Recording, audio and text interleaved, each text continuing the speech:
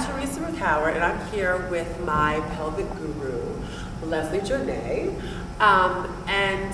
We want to talk today about pelvic placement and sort of back placement. I want to say that I became familiar with Leslie because we both teach at the Ailey School. She teaches yoga, Yosara. What would you call it, technique or method? It's a method. And it's very alignment place. And part of why the students have it here is because it works for some as a rehabilitative course. Like if you're injured, instead of you can't take your normal classes, they'll send you to yoga, and then basically Leslie will rebuild you from literally from the feet up. And that's really where I learned to think about the body and the pelvis and rotation very, very differently, and actually changed my whole teaching style. So first, can you explain to us the method that you teach and how it's different from, say, like power yoga, Ashtanga, or Vinyasa? Okay, Yosara yoga has three things that differentiate it from other yogas, and the first one is the universal principles, and that's what has made a foundation for you. Okay. So there's 5 universal principles, and when you get that foundation, there's also something called the loops and the spirals that we work with, and they're all based on alignment. And what are the 5 principles? The 5 principles are, the first one is open to grace. That's really breath. Okay. That's about filling your body with breath. It also is influenced by the philosophy of what it means to open to grace. Okay. We'll go into that a little more if you like. The second one is muscle energy. It's how you engage your muscles to support your joints. The third one, is inner spiral. Inner spiral is about opening the pelvis in a big way and connecting to the legs. Outer spiral is grounding, and then organic energy is the 5th one. And organic energy is really the expression of the pose or of the individual and the physical body. Let me just say that Yosara yoga is also based on tantric philosophy, okay, and that's a big part of this. And tantric philosophy says we're born in a contracted state, and that what we want to do is expand, because that's what the universe is doing. So each of these principles, open to grace is expanding. Okay. Muscle energy is contracting. Okay. Inner spiral is expanding. Outer spiral is contracting. Okay.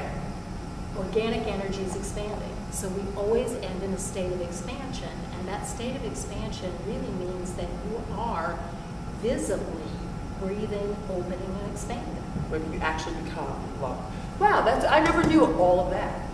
So I just got educated. And the third thing, let me just say, the 3 things, universal principles of alignment, it's based on tantric philosophy, and then kula or community, which I think is really important in the dance school, that you get the students to interact with each other, because dancing can be so isolating in some ways, even though you're always dancing with other people. It can be so competitive, and you can feel isolated. So to bring people into a together community, and they work together, because you do use the other thing is, so we'll talk a little bit about how the class works, because it's different because you use a lot of different props. It can be very hands-on, i.e. you working with partners. Like there's blocks and straps and blankets and yoga whatever mats, it takes, chairs. It's a whole show. Yeah. But it gets you there. I think one of the other things that is really special about your class, especially for me as a dancer and also the dancers here, is that you were a dancer, or you still are. Once a dancer, always a dancer.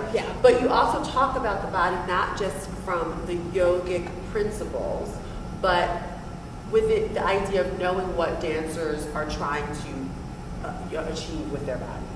So it's when you talk about like the rotation of the leg, you do talk about turnout and how we use turnout and the pelvis. So that's really special.